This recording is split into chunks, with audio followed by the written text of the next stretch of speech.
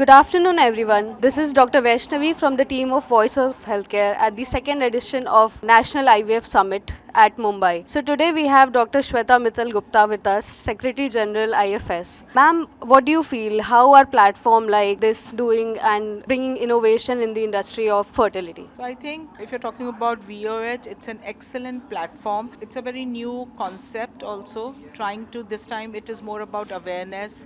So I think it's really doing great and it's bringing in a lot of number one, it has brought in all the societies together. We are hearing lovely panels. It's also bringing, I think, CEOs of different multi IVF chains.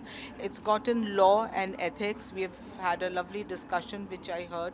So I think overall by the end of the day there will be really fruitful discussions and some very good take home messages. And speaking of IFS particularly, how do you think that IFS is working towards innovation in fertility? So see, IFS is a national body with about 5,000 members. So IFS, when I was interviewing our past presidents way back, more than a decade back, they started, the first step was the outreach programs where they wanted to train maximum gynecologists and then they would in turn train others and the doctors. So IFS through different platforms like we have special interest groups, they hold many meetings and collaborations and webinars.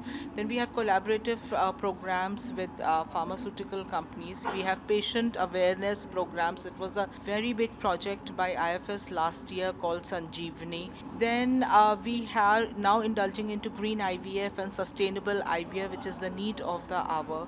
Then I think the annual congress for division which happens, which brings in about 2,000 people to attend the conference, present their work, discuss all the latest innovations, and there are multiple dedicated workshops. So IFS is an academic body. It is a body to empower doctors and as well as the patients. So I think it's really working great to bring these changes and innovations. Thank you so much, ma'am. It was great to have you at this summit, and we hope to host you in future sessions as well. Thank you so much.